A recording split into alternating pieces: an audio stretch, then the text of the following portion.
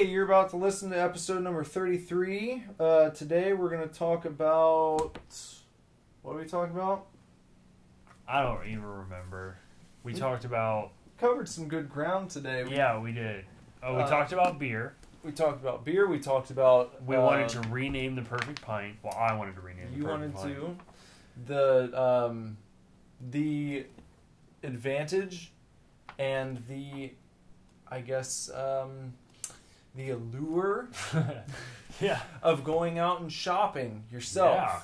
And not just sitting behind your computer. Go Right. out and have adventures. Yep, we talk a lot about that, and that brings in, we talk about Scream Factory and Arrow video and Gorgon video. Talk about spoilers. Talk about spoilers. God. Ugh. Spoiler alert, we're talking about spoilers in this episode. Yeah. And then we finish on a nice quick discussion about the Nintendo Switch. Yeah, if you're into gaming, stick around because towards the end of the show we got some gaming stuff for you. Yas. So as always, follow us on Twitter at SuperDivorce, Snapchat SuperDivorce, Instagram SuperDivorceBand, and on Facebook at facebook.com/SuperDivorce, or you can look up the Divorce Club over there. Yeah. And also, get in touch with us. We would absolutely, without a doubt, love to hear from you. So far, we haven't received a single email. Not one. To our email address. And we know there's apparently 15 fucking people that listen to this. So, hit us up at divorceclub@superdivorceme.com. Just tell it literally anything. Just send us anything and we'll talk about it, or we will email you back if you don't want us to talk about it. Just do it. Just get in touch because we want to hang out. Yeah. All we ever do is hang out with each other, and I'm sick of it. I want to hang out with you guys. Yeah, let's hang out with other people. And fucking super scary. We just did an episode of this before we started this show tonight. Yeah. And on Saturday, you'll be able to check out a brand new Super Scary. We're going to feature... Trick or Treat.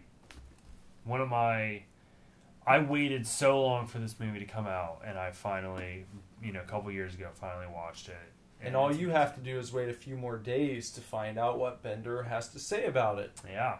So do that, and then on Friday, Super Fanatics, we're going to talk about Old Man Logan. Yeah. Yeah. The original... The original run. Yeah, original because all signs point to the new Wolverine movie being Old Man Logan. Yeah. So... It's going to be a great show today, folks. Yeah. So stick around and enjoy, and we'll see you all in the outro. Later. Bye. We are not getting a divorce. We are not getting a divorce. We are not getting a divorce.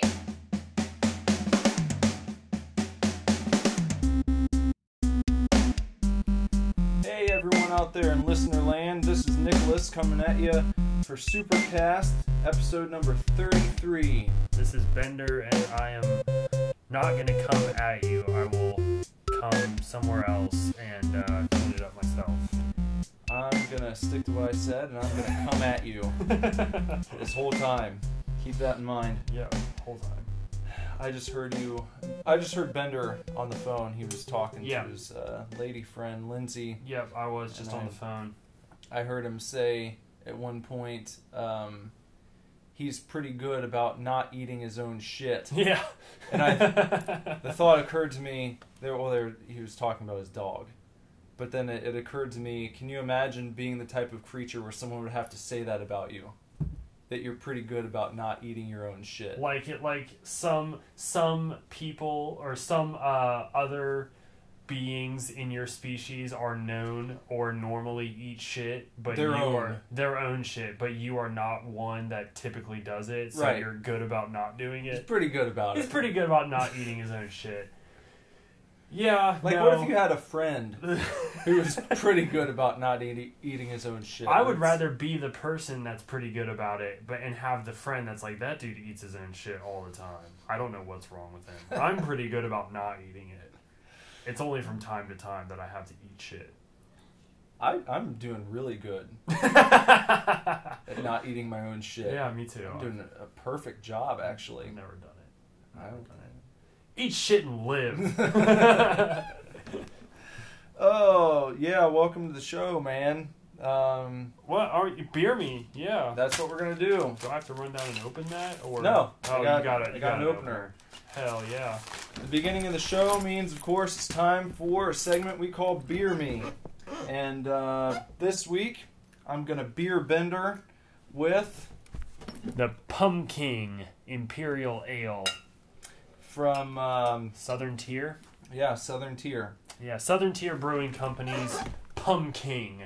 In a big ass bottle. Yeah, we're gonna split this one. It's a large bottle. I have a nice Sam Adams, like a tumbler. This is called actually the Perfect Pint. The perfect. That's not a very unique name. I wish it was called something else. Well, they call it the Perfect Pint. Well, so Sam Adams needs to get their dick out of their butts. I'm sorry.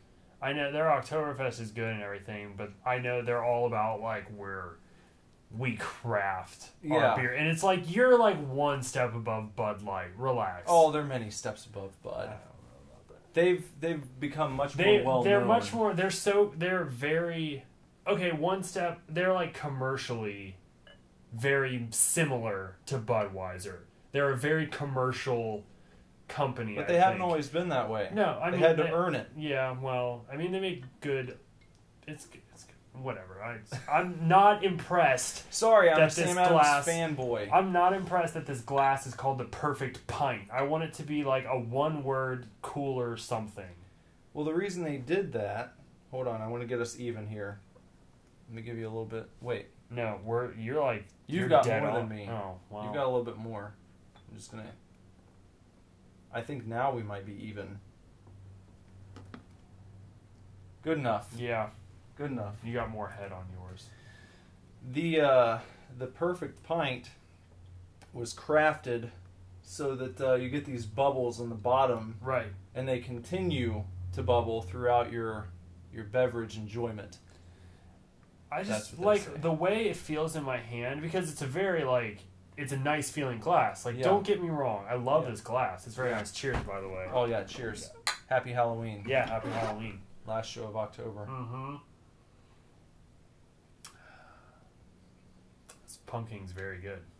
It is. It's very good. But now I love the way this glass feels in my hand. I wish that it was called I don't. You'd rename it. Yeah, I would. What would rename you call it? I don't know. I would call it silhouette, a silhouette glass or something like that. A Samuel Adams silhouette. Or something like that. I feel like the word should be remotely foreign, maybe French. Even though Sam Adams is an American company, I get that. Yeah. I'm just disappointed that this glass is called the Perfect Pint. It is very well designed, and it's very nice that you do. These bubbles are continuously flowing up my beer here, and it's nice. Yeah. I understand the science behind it. I just think the name is dumb. Well, sorry.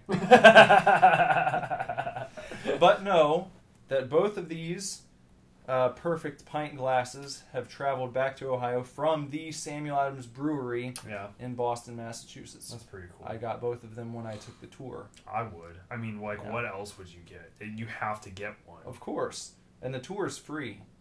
Yeah, you've mentioned that before, I think. If you're listening really cool. And you're in the Boston area and you didn't know that, or if you're taking a trip to Boston soon, go to the Sam Adams Brewery and take the tour. It's free.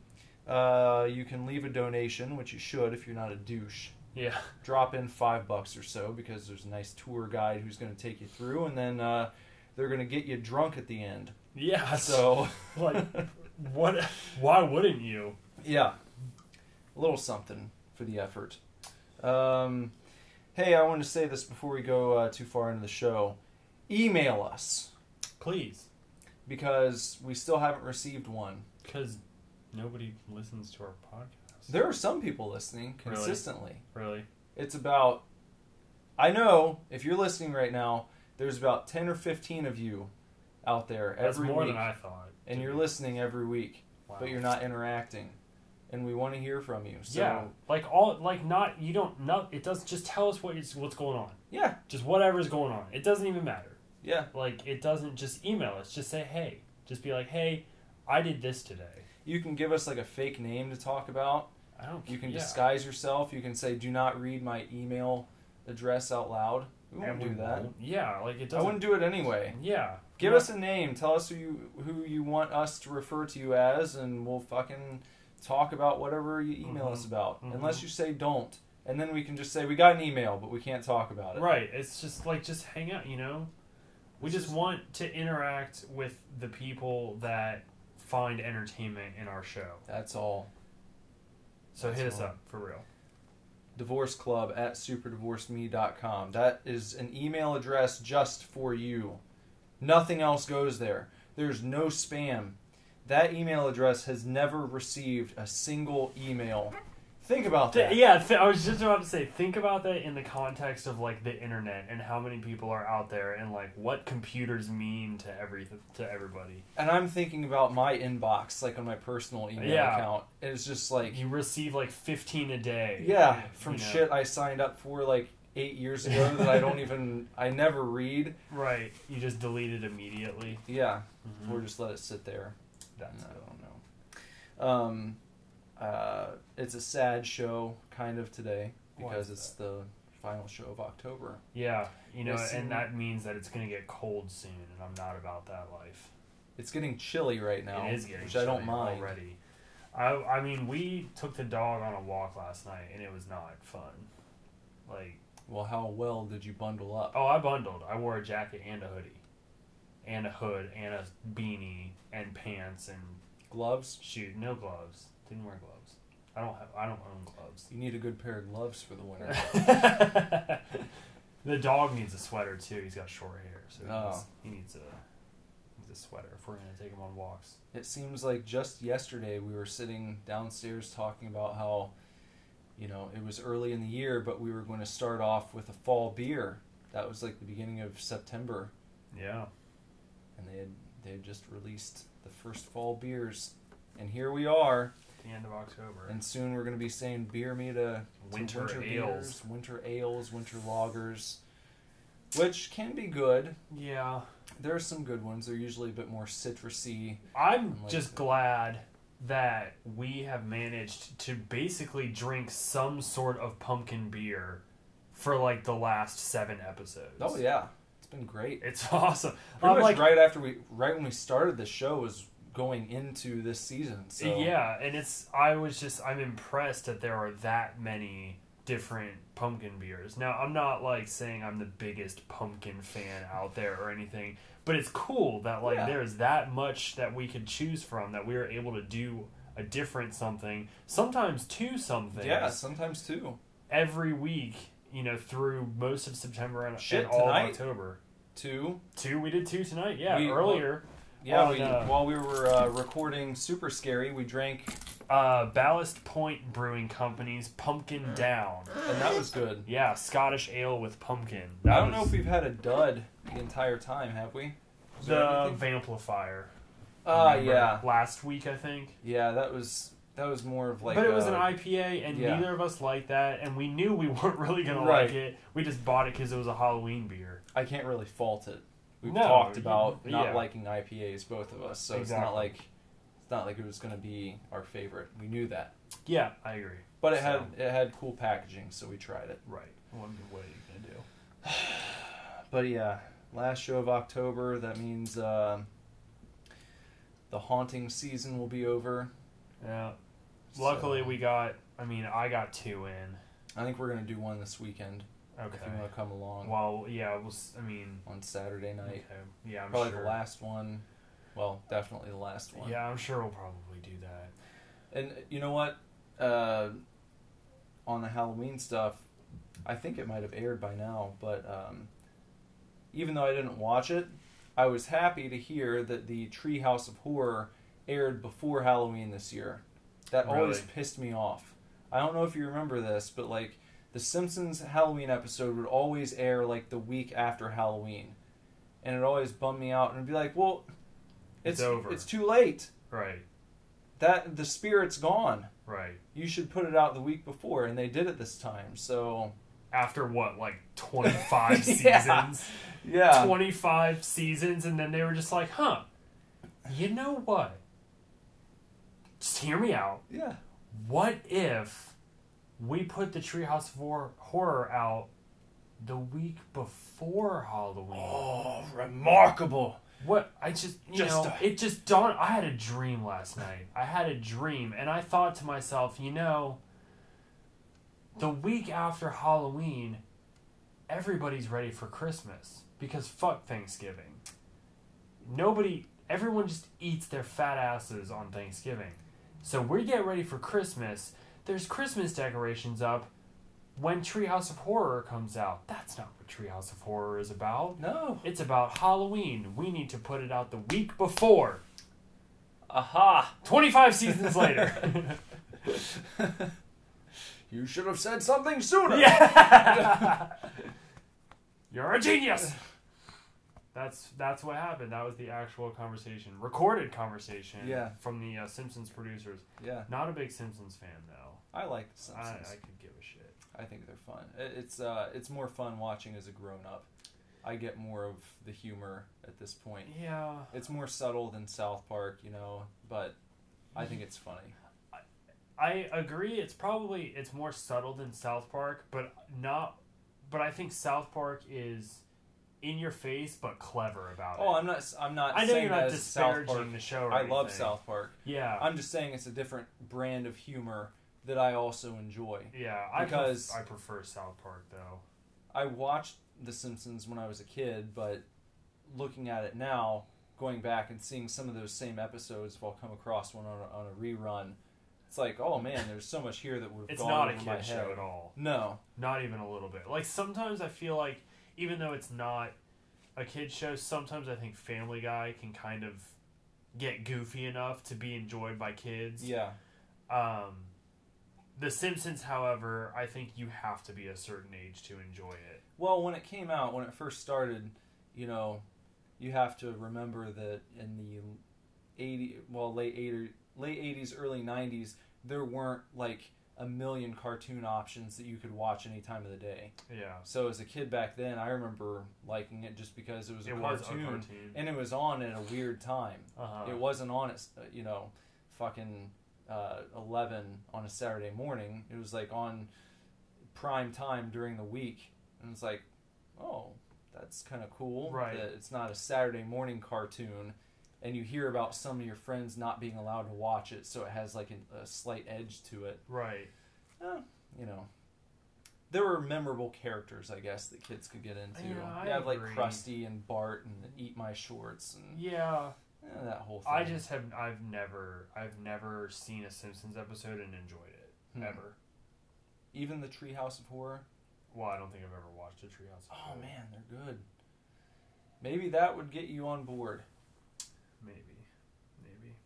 Did I ever tell you? I think it's all on Hulu. So it probably is. I mean, I know Simpsons is. I don't know if the entire series is, but did I tell you about when I went to the Secret Stash? I think it was like 2 years ago now. And what's his name? Mike Zapsik was working when I went in. Walt was in the back, like doing something, so I didn't bother him. But, yeah, I think maybe you told me this story, but continue. Yeah. But I went in and I had seen around this time that they had actually produced Treehouse of Horror comics. Uh-huh. And I was like, that'd be kind of a cool thing to have, is to like track down all of the Treehouse of Horror books and just have them in my collection. And I saw that they had one of them up on the wall, like an older one from 10 years ago or so. And I walked up to Mike, and there was no one else like around. It was just like me browsing the store.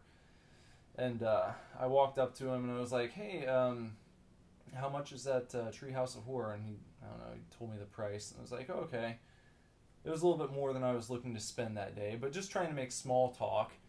I didn't fanboy about Comic Book Men or anything like that. Which is a great show, though. Yeah, it is.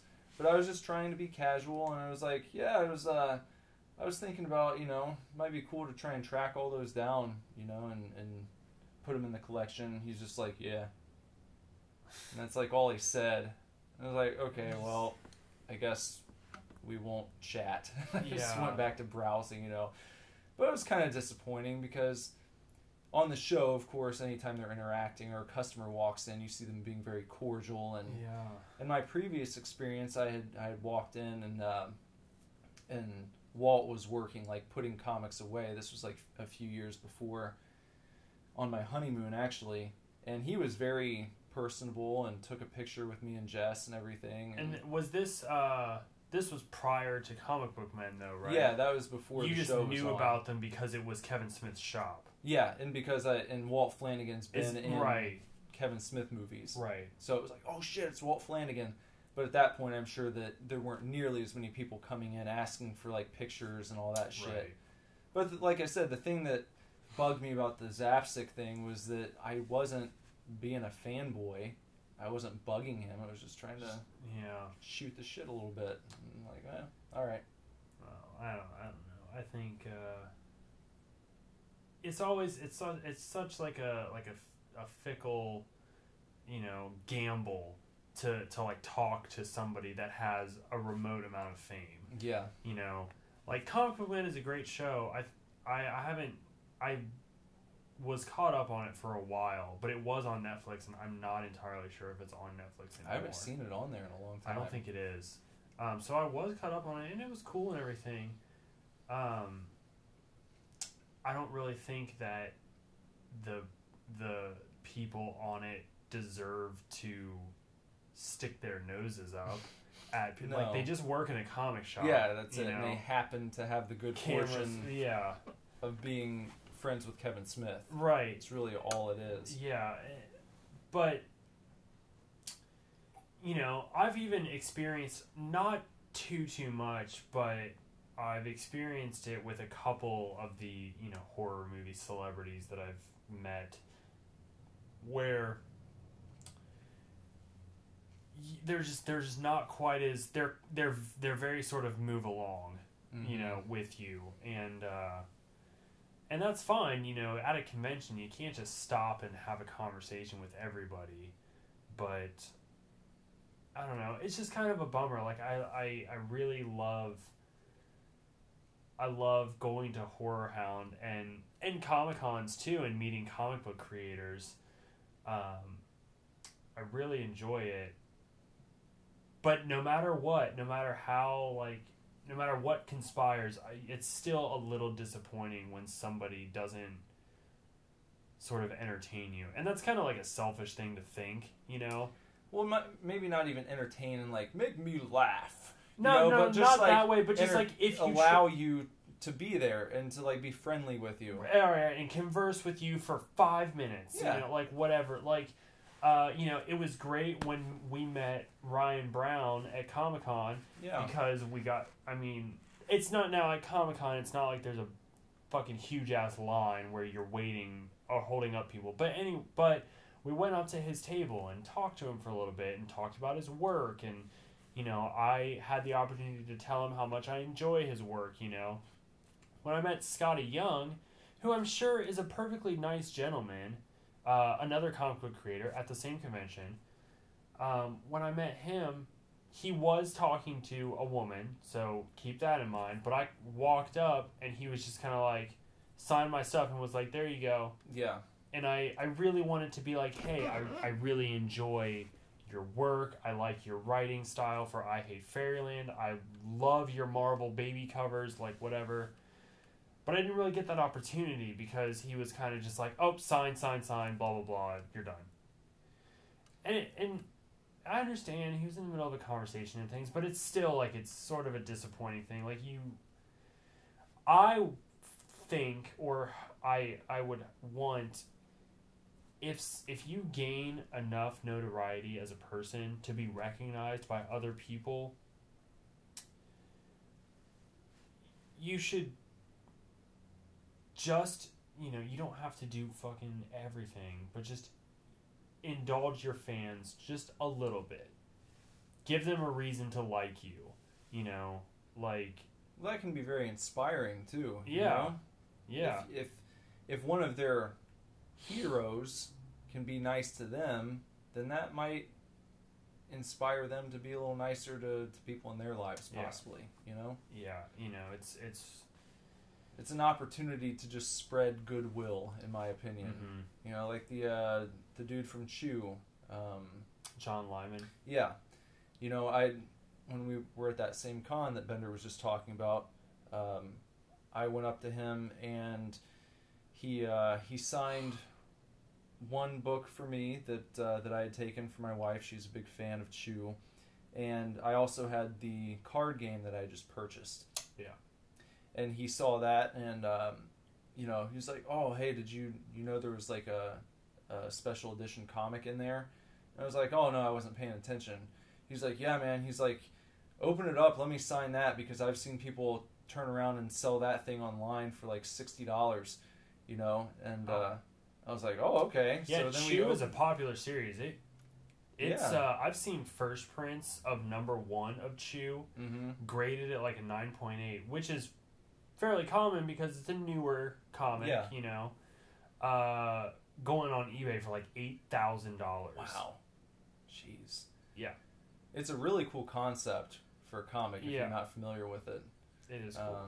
I've not read any of them myself. I want to at some point, but you know, I guess there's like a guy who he can, if he puts something in his mouth and tastes it, he's able to determine everything about it. Like if he bites into an apple, he knows what farm that apple was grown on. He gets its entire history. What chemicals were used to produce it, like what pesticides or whatever. Like he knows what store it was bought from, what, like, you know, everything. Who purchased it, like everything. He knows the entire history of this food, and he's a police officer, you know, a detective. So sometimes what he does is he eats dead bodies to figure out how they died. And I think that's sort of the beginning premise, and it's gotten very wild, but I believe it's still a very well done comic. Yeah. But anyway, that guy was very, very nice, very cordial.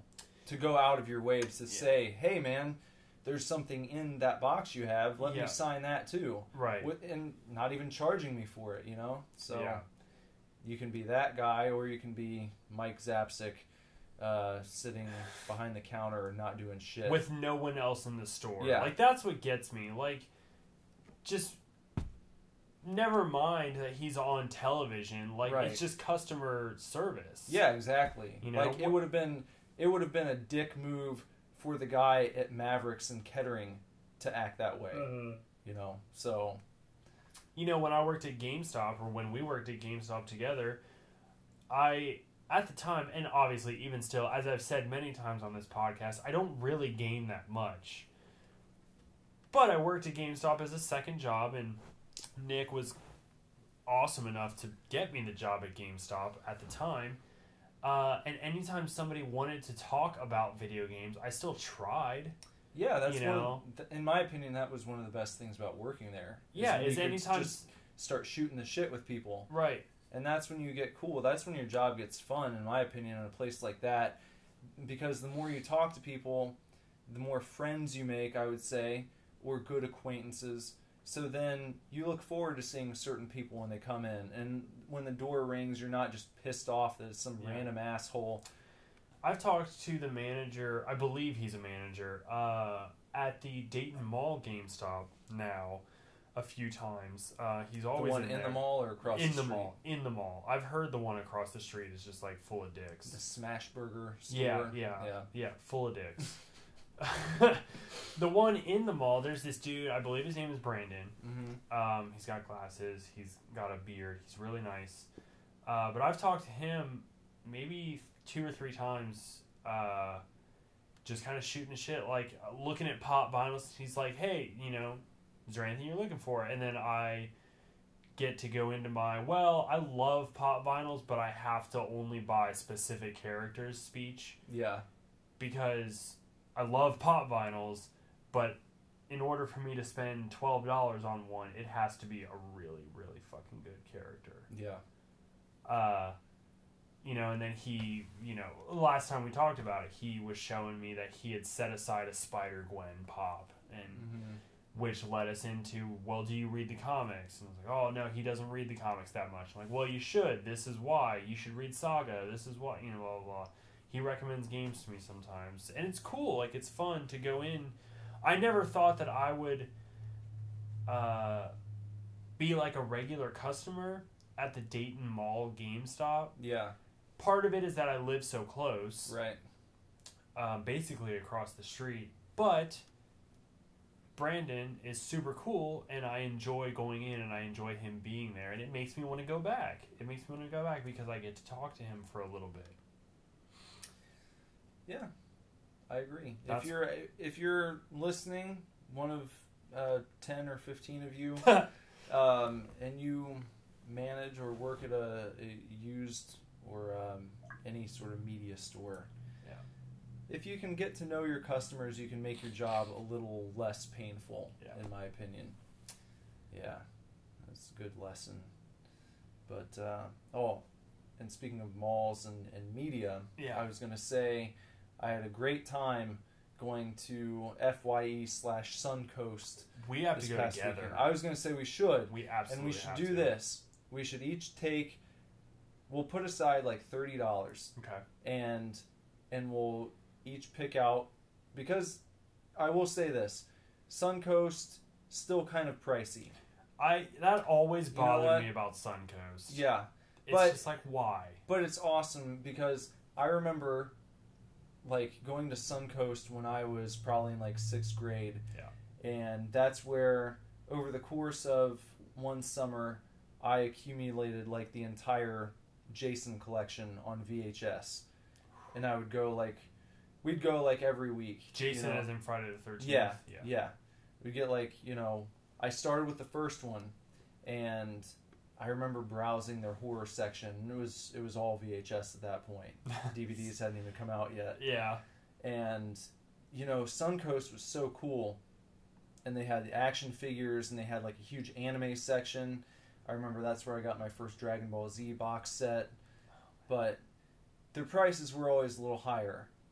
I don't know why either. It's so stupid. I think because, well, especially now, it's like I was telling you about those, the Arrow films. Right, yeah. Blu-rays. Mm-hmm. I mean, you can probably get those online for like $24.99 maybe. How much were they at Suncoast? Like $29. $29 to $34. Yeah, but when you think about it, though, okay, but $34 may be a little pricey. Yeah. But if you think about a $29.99 video, that's the DVD, that's the Blu-ray plus shipping. Exactly. Yeah. So it's not that bad. No, it's honestly. not the worst. How much was your Scream Factory Child's Play? That I think was like $22.99 or something like that. See, and that to me seems like a really good deal. Because I would venture to guess, I haven't looked, but I would venture to guess that online, it's probably the same price plus shipping. Right. If not a little bit more, like $25.99 plus shipping. Well, these places, they aren't making much money off of new shit in general. Yeah. So there has to be a little bit of a markup for them to make even $1 or $2. Uh-huh.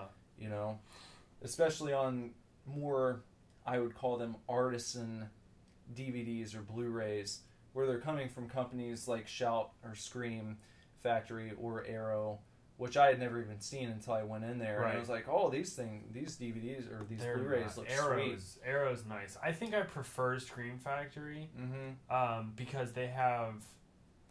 I've never really looked into Arrow, but I prefer Scream Factory because they have a wider range. Like, they have, you've got Scream Factory and Shout Factory. Yeah. And, like, they do a lot of stuff. I mean, to be honest, they remaster and release porn. I mean, do they? Yeah, like I'm pretty sure there's a Scream Factory or a Shout Factory release of Honey Buns, and they do like weird Japanese porn and stuff too, which like I'm not into. I'm just saying that they have a wide net that they cast. But Arrow's nice too. I mean, but the issue and why I haven't really looked into Arrow a lot is because they're an England-based company. So a lot of their stuff I can't watch anyways. Online, I'm sure. Yeah. The stuff they're selling on their website. But I think anything they have in store at FYE or Suncoast definitely is going to be stuff that you can take home and watch. Absolutely. It's just like there's another company, Gorgon Video, that has a couple releases. I actually have a VHS clamshell box of House of the Devil, which is a newer film, probably 2013 maybe. It's a really good movie, but Gorgon Video put out a VHS clamshell packaging. It's super fucking rad. They don't necessarily remaster stuff like Scream Factory does, but they have a lot of releases. Like, they pick up new stuff. They do a lot of indie stuff. A lot of VHS work. Same with Massacre Video. They do a lot of VHS work too. Well, anyway, what I was gonna say is we'll put aside like $30 a piece. Yes. And we'll go and we'll know ahead of time. This $30 is going to go towards one movie. Yes. For each of us. Mm-hmm. And we'll go out to Suncoast and we'll pick out a movie apiece, and then those will be the next movies we do on Super Scary after the ones that we already have planned. Okay. We could go whenever. So. Well, I get paid next Friday. Okay, so maybe next Saturday. Next Saturday or next Sunday, because I'm off on Sundays. And if you're listening and you have a Suncoast or an FYE or something at your local mall, go out and support them, man. I know it's easy to order stuff off Amazon or online, but like, there's still the fun for me of just driving out somewhere and knowing I'm gonna come home with some new shit, even if I have to pay a little bit more for it. There's a very large part of me that is like, I want Scream Factory's The Burning, Scream Factory's The Funhouse, Sleepaway Camp 2, Sleepaway Camp 3, Poltergeist 2, Poltergeist 3, like all of these releases that Scream Factory has, and they are readily available online, and I never buy them. I hear because there is so much satisfaction in going to a store or being at a convention and finding that movie. Exactly. And holding it in your hand and then being like, yes, I will pay $25 for this instead of $22.99 plus shipping online. Mm-hmm. And it sucks because I want them so bad, but I just cannot bring myself. Like, I think the only Scream Factory release I have is Sleepaway Camp, the original, and I found it at a convention, and I bought it for like $23. Because it was like awesome. I got to hold it, look at it, whatever. Like, well, I went to Best Buy, I went to Target and Walmart all last week on the 18th to try and find that Child's Play Scream Factory release. Yeah, Scream Factory. And no one had it. They're not. I don't know. They were listed on the websites as being like part of their stock, but really? Everywhere I went, they were like, "Oh, it's an online only thing. We can order you one." I was like, "No, don't worry about it." But that made it so much cooler when I called Suncoast at the Fairfield Commons Mall. And they're like, "Yeah, we have a copy of it. Do you want us to hold it?" And I was like, "Yes, hold it for me. I'll be there this afternoon." And you drive out there and you fucking come home with it. So rad. Yeah. I love, now, don't get me wrong, I love ordering things online. I mean, I really do. I support this t-shirt company, Cavity Colors, a lot, and I really try to, I order a lot. I have like 6 t-shirts from Cavity Colors. And it's just like this dude and his girlfriend that own a t-shirt company. Pizza Party Printing is another one. And so I love ordering stuff online. I really do. But certain products, comics are one, and movies, these Scream Factory movies, if there is even the slightest chance that you could find it in the wild, so to speak, yeah, I have such a hard time ordering it online if I know that maybe I'll find it in the wild somewhere. Because the feeling of finding it in the wild is so great, and it's very unique to find something out there in the world and not just having it delivered to you. It's so exciting. It is. It's like I never ever probably would have bought or owned Phantom of the Paradise. And I know that, like, Scream Factory has a re-release of it, a Blu-ray transfer and everything. And it's intriguing, but it's like, that's not... I would buy 7 other movies before I bought Phantom of the Paradise. And then I found it at Half Price Books for $10. And I was like, okay, whatever. And I watched it, and it's fucking crazy, you know? But I probably never, ever would have owned the movie had I not found it at Half Price Books. And it's awesome. Be an adventurer. Yeah, go out. Like, I window shop so much. I go into stores all the time and just look around. And most of the time I leave with nothing. But I love to just go in and look and see what's there and make mental notes of things to come back for. And if I find something truly special, you know, you get to buy it. Well, just the experience of looking around is why going to Blockbuster every Friday used to be a huge event for me. It wasn't like I was walking in, grabbing one movie, and I would leave. It was like, I'm going to look around now.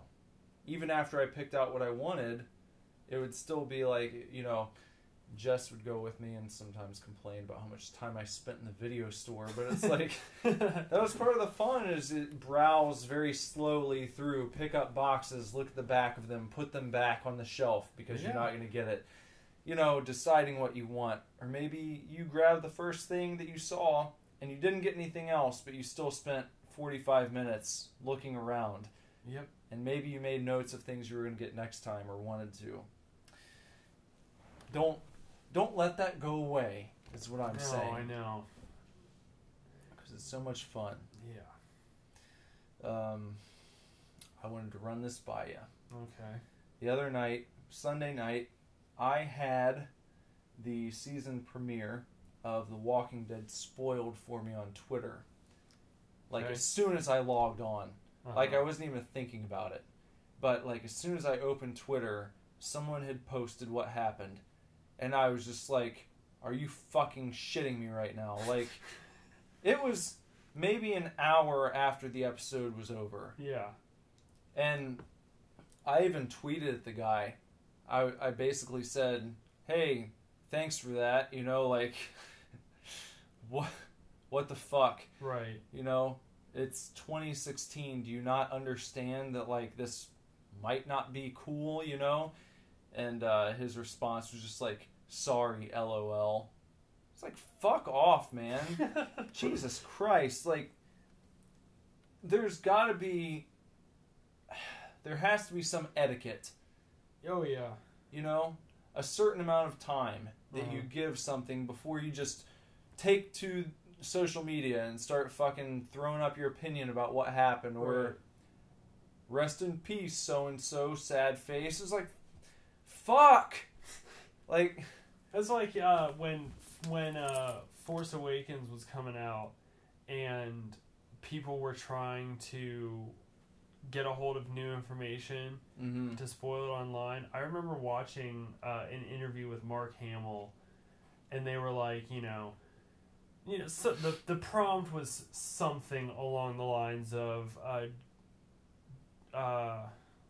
fucking Abrams is playing this like so close to the chest, you know, but, you know, you're getting leaks here and there, like, you know, how do you feel about that? And Mark Hamill was just like, I don't fucking understand why people want to spoil things. And he's like, why? Why do you want to know what's there to know before something happens? He's like, I love this movie, and this movie is so great. Why are you trying to ruin it before you get to see it? He's like, it doesn't make any sense. Just watch the movie. Just wait for it to happen and watch it and experience it and enjoy it. And I was just like, yeah, Mark Hamill, good for you. It's exactly right. I cannot wrap my head around people who want to spoil shit for everyone else, or who have the inflated ego to think that the internet at large is so just on edge and waiting for their opinion, waiting to hear what they had to say about it. This dude that spoiled The Walking Dead for me, it's like, no one, like, his post didn't have any shares or likes. It was just some fucking dickhead that I happened to be following by accident. And it's like, I didn't want to know that. It makes and I me didn't think know what. of when you say, like, the internet at large is just, like, waiting with bated breath for people's opinions. Yeah. It makes me think of the South Park Yelp episode. You ever seen that? I've seen clips of it. That's the one with the cum song, isn't it? Yeah, but in the episode, there's a portion where it's just like there's so many Yelpers that Cartman is upset because too many Yelpers means like he's not going to get special treatment if everyone's a Yelper. So there has to be one Yelper to kind of like rule them all, basically. And there's also this like Spanish kid who's sort of kissing Cartman's feet, so Cartman gives him a good restaurant review because his parents own a Mexican restaurant. Well, there's this one portion where Kyle and the David, the Mexican kid, David, go to sort of fight all of these Yelpers, and David sort of just calls out the leader of the Yelpers, and then every single person in the town that is a Yelper shows up because they're like, this whole town waits for my opinion to know which restaurants to go to, and they all start talking at the same time, and like Cartman is trying to say that he's number one, you know, and Gerald Broflovsky is like another one who's like, I take this responsibility as the town's number one Yelper, and there's like thousands of them, and every single one of them is like, I am the best Yelper here, and everybody else follows me, and they're all saying it at the same time, and it's so great, and that's what that makes me think of. Yeah. I haven't looked into that much. Is that a thing? Like, are there Yelpers who everyone looks to review shit? Kind of like critics? I've never been on Yelp. I've never experienced the website. I know what it is. Yeah, well, just you mentioning that makes me seem like, of course, that has to be a thing. Because you've got people who want so many followers on Twitter or Facebook. Yeah. There has to be... there has to be like this underground cult of Yelp critics that people follow religiously. And it's like they won't... We can't eat there. They won't eat it. Yeah. Stewman42 said it's disgusting and his salad didn't come with dressing and, like, you know... Beef Stew 42. Beef Stew 42 said that they forgot his salad dressing, so we goddamn cannot eat there. Yeah. What do you think is proper spoiler etiquette? Don't spoil anything. Like, there's no like proper... anything. Well, like, just of course, there are some things that everyone knows, right? Like, everyone knows that Darth Vader is Luke's father. Yeah, that's not a spoiler. Everyone knows that, so no one's going to be shocked if you give that away. But just like when new shit comes out, and you know it's very popular. The Walking Dead is hugely popular. I don't even fucking watch it. I don't. But even though I've watched up until like halfway through season 3. They're still in the prison. Okay. The last I saw, they were still in the fucking prison. It still bothers me when I see or watch something where they're like, oh, this person dies. Mm-hmm. Like 3 seasons later, from where I was when I watched The Walking Dead, 3 seasons later, this person dies. And it still pisses me off because I'm like, what if I wanted to watch it? Yeah, you might want to come back to it. What if I decided, hey, I haven't watched The Walking Dead in like 4 years. I kind of liked it. I want to catch up. I want to get where everyone else is, and I'm going to watch it. But no, this fucking motherfucker on Facebook was like, hey, so-and-so fucking dies at this point. Just shut up. Like, I don't understand why post about it? People need to, like, be validated in their reactions somehow. I guess. But all you're going to get is, like, hateful reactions. Like, oh, I haven't watched it yet. Why are you spoiling it? Unless they're hoping that, like, other people who happen to be watching at the same time say, oh, yeah, man, oh I my feel God, the that's same so way. crazy. Yeah, it was nuts. Like, just fuck off for a while. Yeah. Or at least start with spoiler alert, spoiler warning for The Walking Dead. And then shift. Yeah. Tiger post. Don't make the first thing that someone might happen to glance at be what happened. Yeah. It's just a fucking bummer. It makes no sense to me why people do that shit. I don't... Because, like I said, his post had no likes and no retweets. Nothing. It was just a fucking spoiler sitting out there randomly in the middle of my feed. And it's like, oh, okay, well, thanks for that. However, speaking on this topic, I have been very fortunate that literally anytime something big happens in a TV show, and normally those TV shows are Walking Dead and Game of Thrones, nobody on my Facebook has spoiled anything.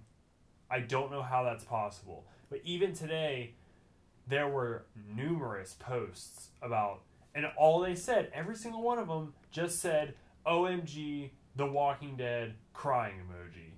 And I'm like, I don't know what happened. That's fine. Yeah. You say you're sad about what happened. I But, just like, don't want to know what it was that made you sad. But I've, shout out to literally everybody on my Facebook. Because I don't have Twitter.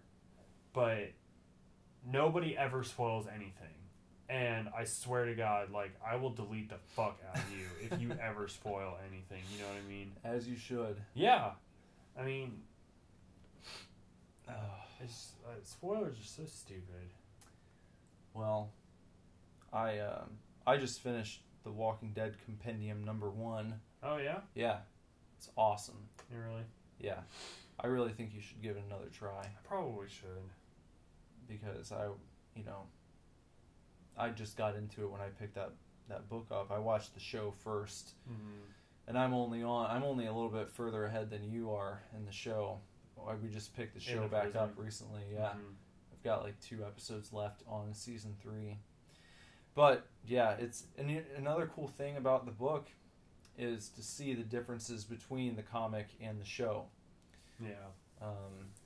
Well, that's something that I wanted to watch Outcast for, was to be able to see like how closely they follow the book. Yeah, it is. It's neat. It's cool to be able to compare the two.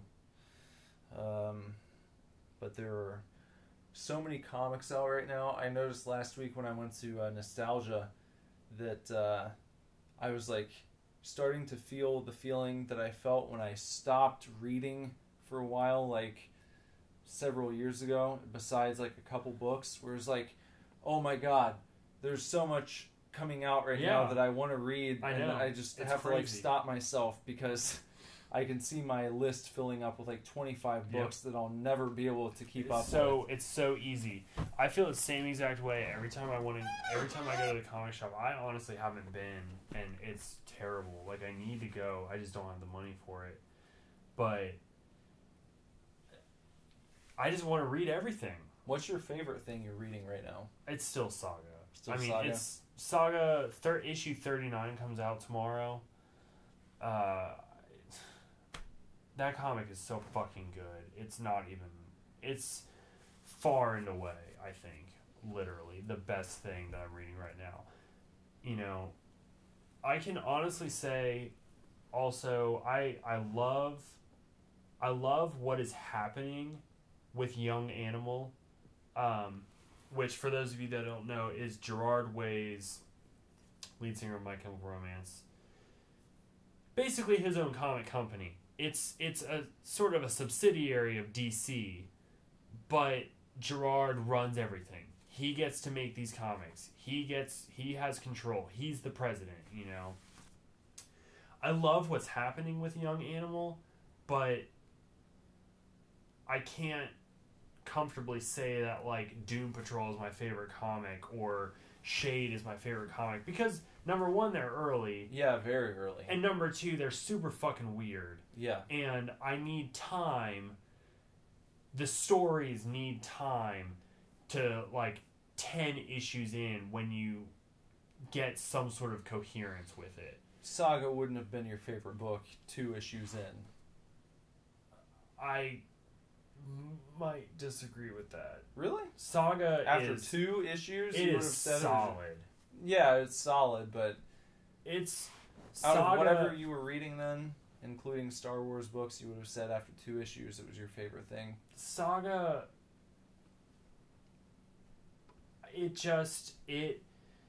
That first issue is killer.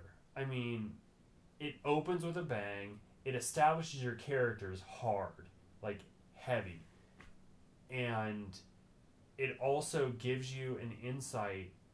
There's enough of an insight into how unique the world it's all taking place in is. I mean, I think in the first issue, there's a 2-page spread where the main characters are on like a cliff, and down below they're watching a giant battle happening because it's all about war.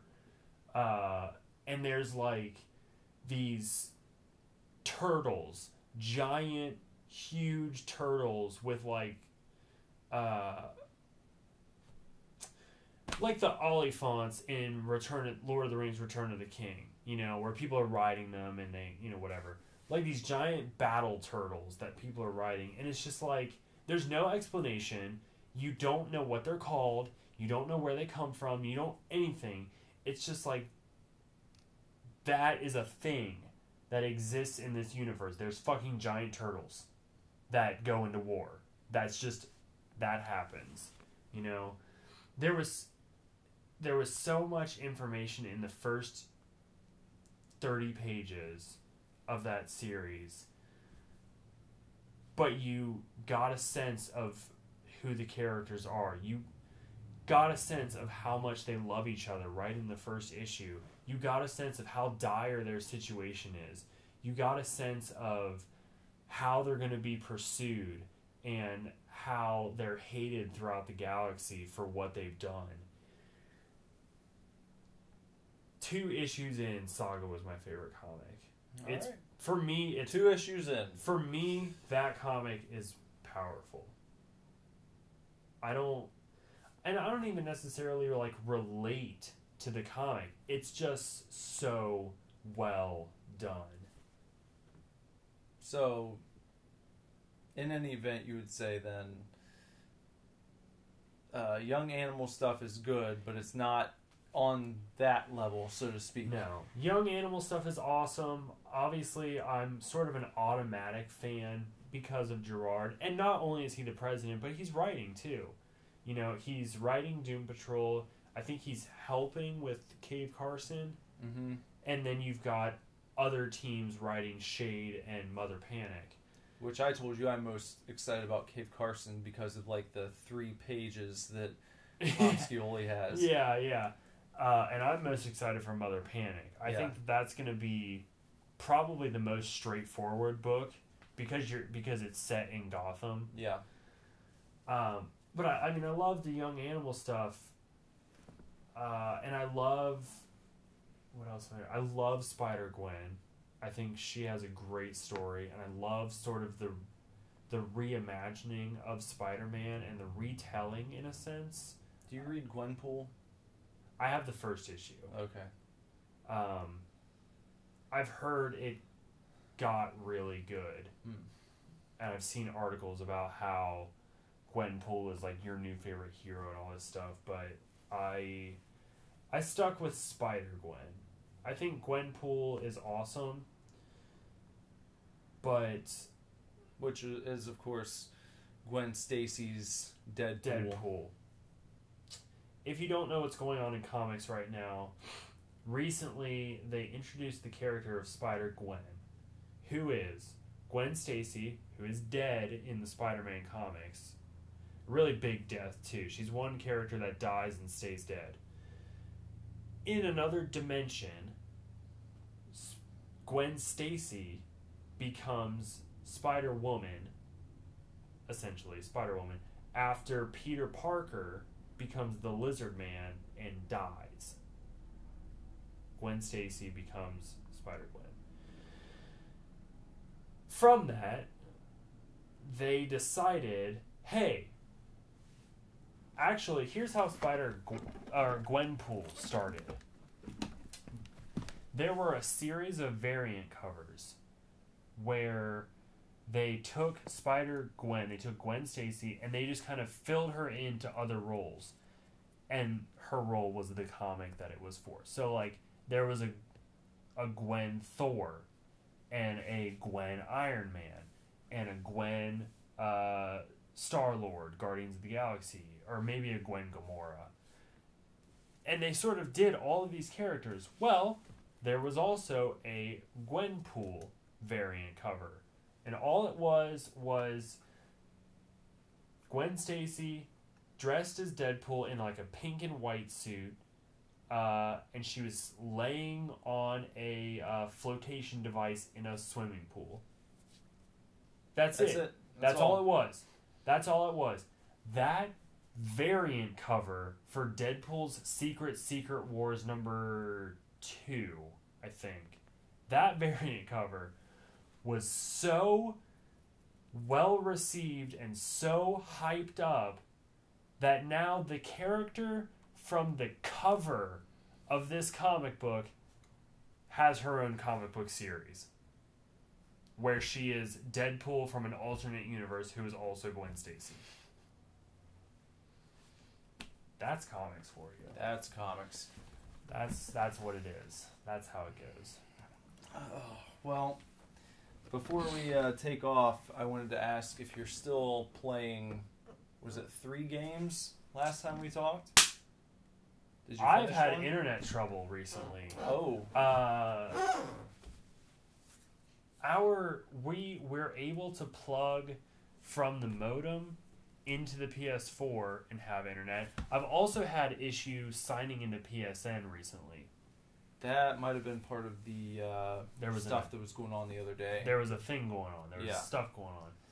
So I did get back into PSN yesterday, which is cool. But just like overnight, our wireless router just like decided not to work. It lights up. It shows that like the power is working. It showed like all this stuff. But if you plug the Ethernet cable from the modem to the router, the modem shows that there's no connection to Ethernet.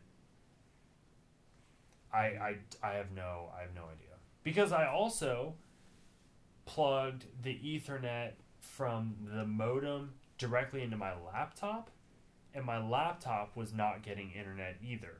However, if we go from the modem to the PS4 will get online.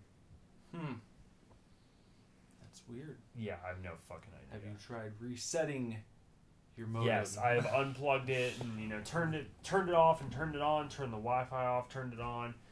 Tried to set up Wi-Fi on the PS4 differently, like you can use a different thing than our like wireless network doesn't even show up when we Do you have a service call on the try way? to connect They're to gonna it? come out and check it out? No, I honestly think I just need a new router. Oh. Because the router, it's not like I just bought the router. Nobody can come check it except unless I call some sort of 800 number to troubleshoot, but yeah. Well, anyways, aside from all that, I haven't gotten farther in any of the 3 games I've played because I didn't want to play them not signed into PSN. I see. I'm pretty sure you can still earn trophies and everything offline. Yeah, I think you can. But I haven't had time. I haven't really had time. But okay. When I get time, I will most likely be playing Tomb Raider. That's cool. Yeah, I'm still messing around with the VR a little bit. I just haven't had a bunch of time to sit down with it to start either the Batman game or what else? Rush of Blood. Yeah, Rush of Blood. I haven't gotten any further in that. You gotta tell me what the Batman game is like because I skipped through like a 45-minute YouTube video of gameplay and he didn't leave the Batcave. Oh, really? Like, not once. Okay.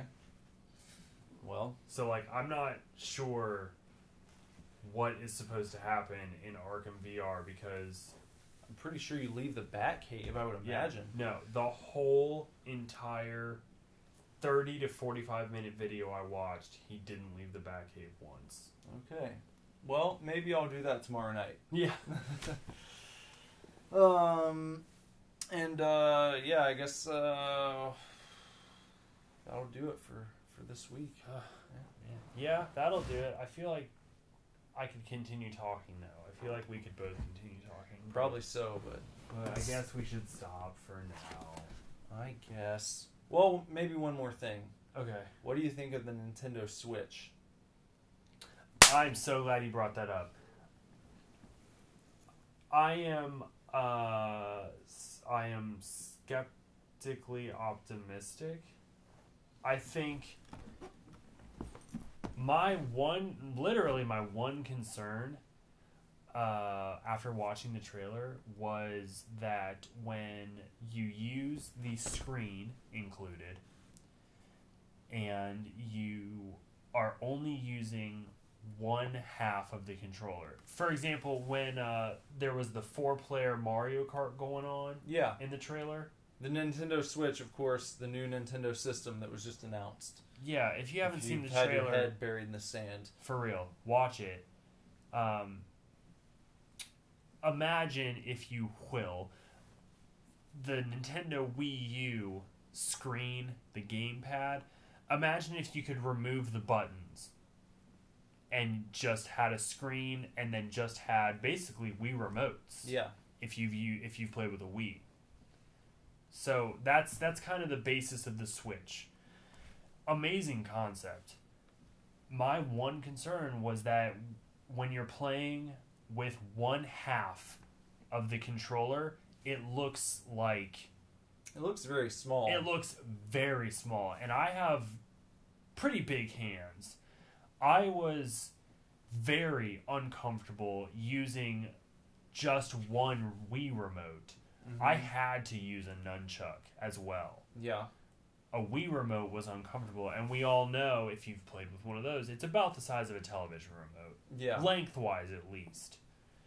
So, my biggest concern is, like, why the fuck are these controllers so goddamn tiny? Well, because they're just a small part of a bigger controller. However, it seems you are able to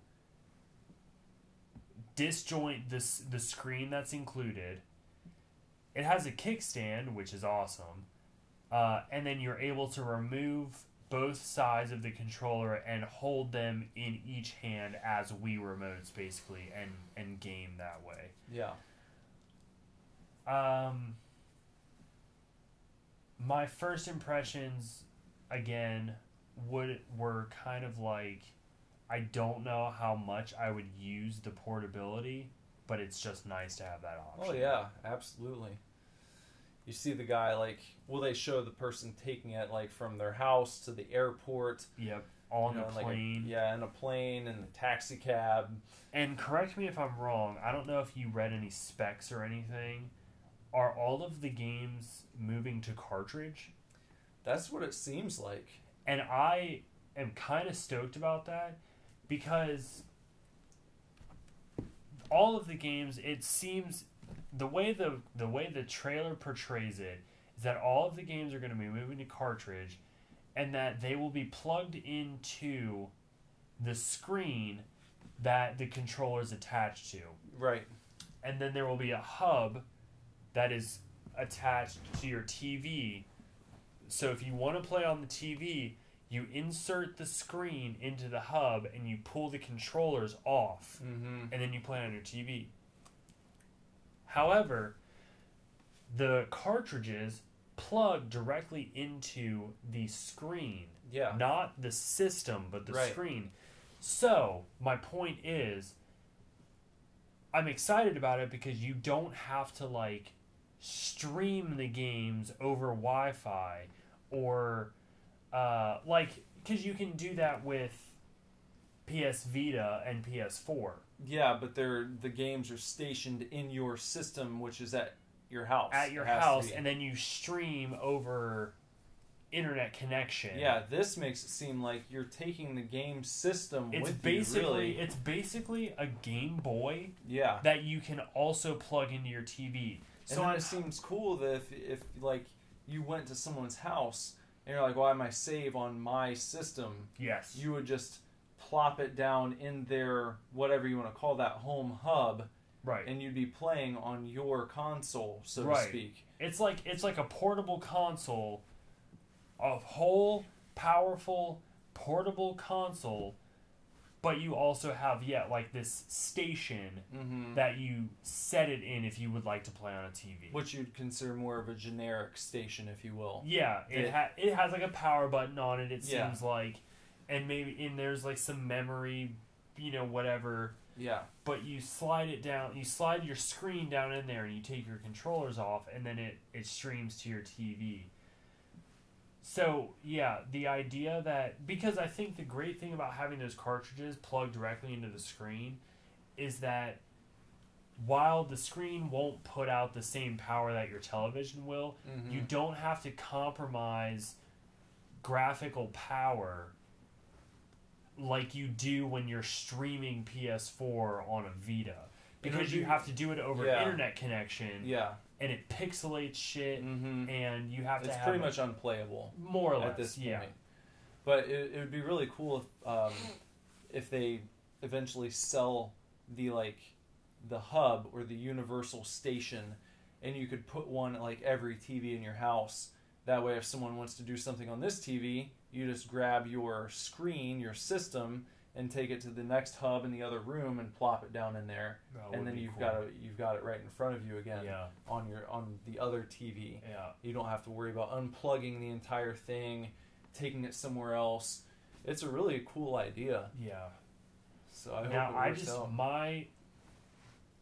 Again, a lot like the PSVR, I just hope, because I think this has been one of the biggest issues for Nintendo, is they've released a semi-permanent list of third-party support. Yeah.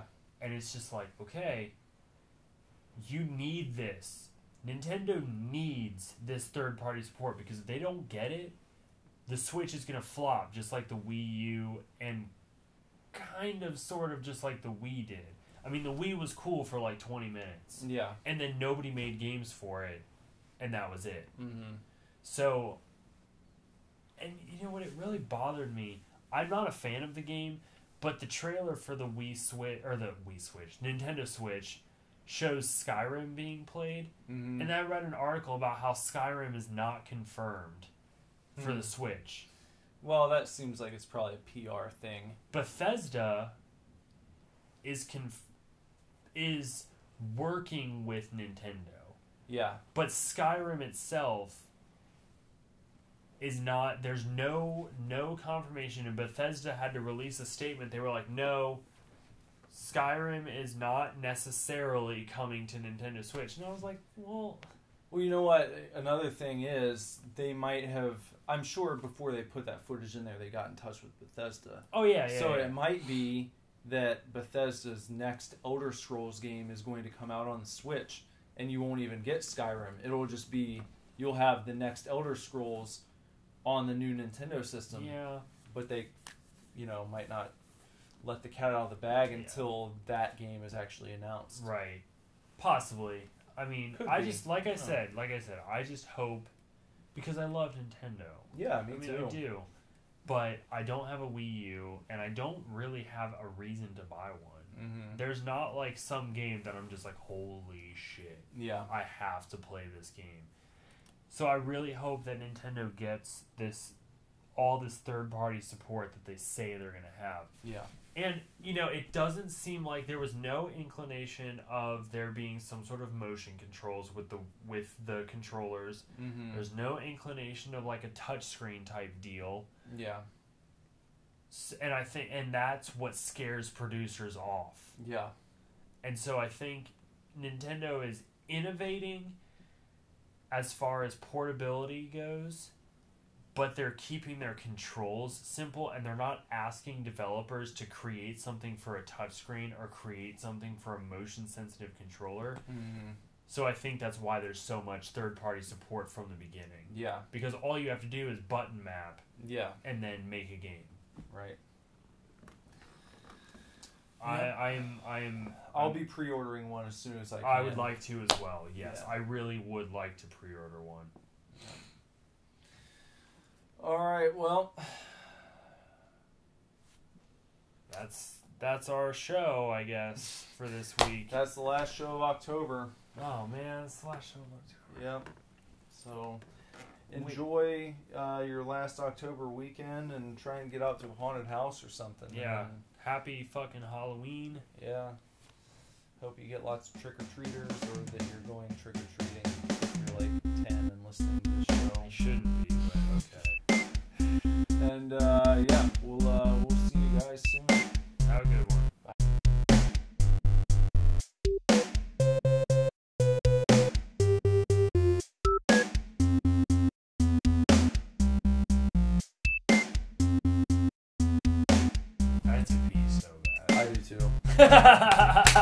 I'm doing the PP dance over here. So this is us signing off for this week. And last show of October. Last show of October. Last time in October. I'm going to tell you to check us out at Twitter over there, SuperDivorce. Snapchat, SuperDivorce. Facebook.com/SuperDivorce. And on Instagram, SuperDivorceBand. Yeah. Yeah. Also, as we've said plenty of times in the intro and in the actual cast, email us. Email us. Because we want to hear from you. So email us at divorceclub@superdivorceme.com. This Friday? Just get in touch. This Friday we're going to be Super Fanatics, and we're going to be talking about Old Man Logan, which, if you don't know, was originally just like a 8-issue arc, 6-issue arc. I haven't read in a while, but yeah, it was a fairly limited run. It was in just the actual Wolverine comic. It was just like it just happened, and however, it became one of the most revered storylines in Logan's life. And then on Saturday for Super Scary, we're going to be going over another one of my most beloved horror movies, Trick or Treat. Trick or Treat. And of course, Monday is the real Trick or Treat. Yeah. So when we come to you guys next Tuesday, October will be all done. And it'll be time to start looking forward to Christmas, because no one gives a shit about Thanksgiving. Yeah, fuck Thanksgiving. So eat your sadness. Yeah. And yeah, man. Thanks for listening, and we will catch y'all next week. High five. Super Divorce.